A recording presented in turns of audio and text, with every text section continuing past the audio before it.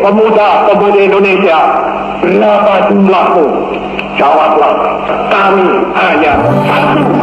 Sumpah Pemuda, kami putra dan putri Indonesia mengaku bertumpah darah yang satu, tanah air Indonesia.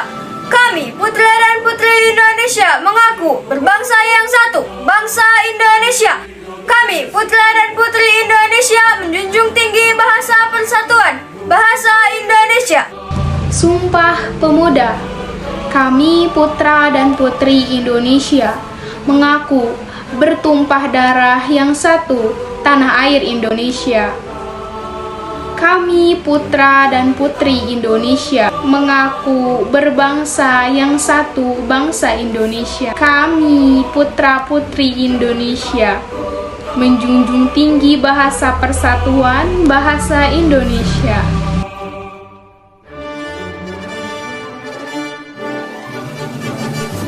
Kamu bulan bahasa jatuh pada bulan apa? Yap, bulan Oktober.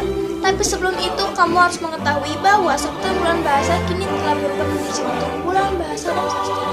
Sejarah bulan bahasa mengatakan bahwa dirinya bulan Oktober karena merujuk pada Sumpah Pemuda. Sumpah Pemuda yang ditetapkan pada tanggal 28 Oktober 1928 itu mengandung bunyi yang menegaskan bila bahasa Indonesia adalah bahasa pemersatuan di banyaknya suku maupun etnis di Indonesia. Tahukah kamu apa pentingnya bahasa Indonesia? Bangsa Indonesia adalah bangsa yang terdiri dari banyak pulau dan suku. Selain memiliki perbedaan dalam bidang tradisi, suku-suku tersebut juga memiliki bahasa daerahnya masing-masing.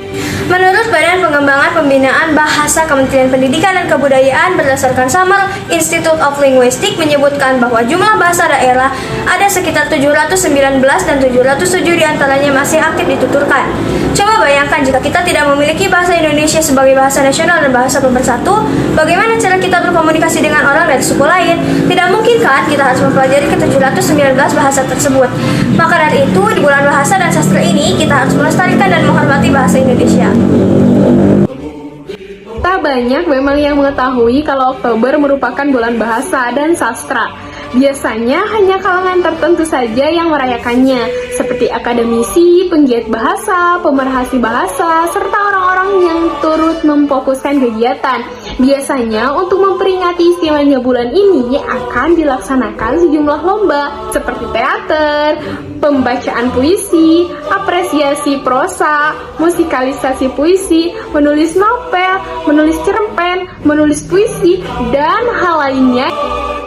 Cara melestarikannya adalah dengan berbicara dalam bahasa Indonesia yang baik dan benar. Hindari penggunaan bahasa gaul maupun asing. Tak kalah pentingnya, kita juga harus membaca buku-buku berbahasa Indonesia. Mulai cintailah produk dalam negeri dengan membaca buku original anak bangsa, bukan yang bajakan.